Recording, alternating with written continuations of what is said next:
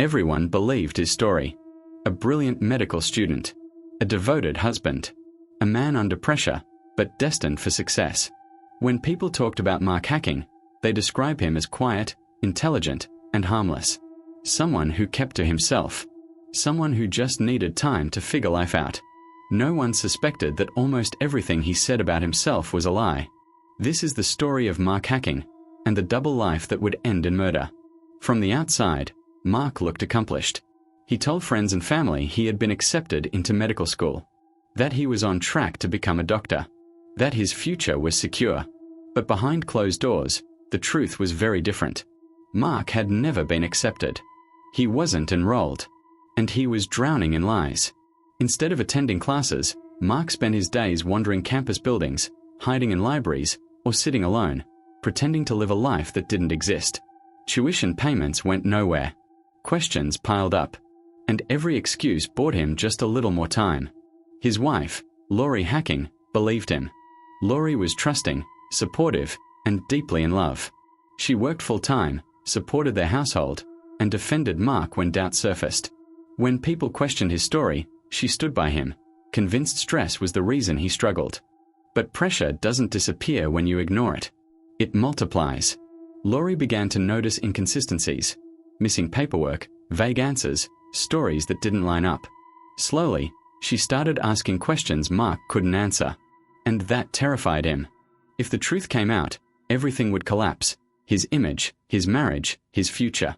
The life he built out of words would be exposed as fraud. In June 2004, Lori told friends she planned to confront Mark. She wanted real answers. Real honesty. Finally. Mark knew that conversation was coming. And somewhere between fear and desperation, a thought took shape. Because for Mark Hacking, the problem wasn't just the lies anymore. It was the person who could expose them. Like this video, so more people see this case. The confrontation came sooner than Mark expected. In the early hours of July 19, 2004, Lori left their Salt Lake City apartment for a jog. Headphones, comfortable clothes, a routine morning. She never came back. By afternoon, Mark reported her missing. He said she went jogging and vanished. No struggle. No witnesses. At first, it sounded plausible. Police searched parks and trails. Volunteers joined. Helicopters scanned. Flyers spread across the city. Mark stayed close to investigators. He cried, pleaded, begged for Lori's safe return. But detectives noticed his grief felt rehearsed. Emotions appeared on cue, then vanished. Details drifted. Timelines shifted. Then the case pivoted. Police learned Mark was not a medical student. He had lied to everyone, family, friends, and Lori. Records showed he was never accepted into medical school. Tuition payments were fake. His routine was performance. Motives snapped into focus. Lori had been close to discovering the truth. She had scheduled a meeting with Mark's family about his schooling. The lies were about to collapse. When detectives searched again, they noticed something chilling. A missing gun Mark legally owned, but couldn't account for. Pressure mounted. Mark contradicted himself. Jogging routes changed. The story got foggier the more it should have been clear. And then Mark broke.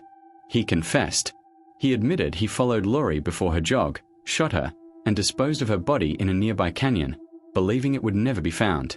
The search turned from rescue to recovery. Because Lori hadn't disappeared. She had been silenced. Subscribe to the channel so you don't miss what happens next. The confession didn't end the story. It made it worse. Mark tried to claim it was impulsive. Panic. Not planned. But evidence pointed to preparation. He took the gun, followed her, chose seclusion. That wasn't panic. That was intent. Search teams entered the canyon Mark described. Days passed with no results. The terrain was steep, vast, dangerous. For Lori's family, every hour without answers was torture. Meanwhile, Mark's double life unraveled publicly. Fake transcripts, false payments, years of deception. Psychologists later described something chilling. Mark didn't kill out of passion. He killed to protect an image. Lori wasn't just his wife. She was the last person who still believed him.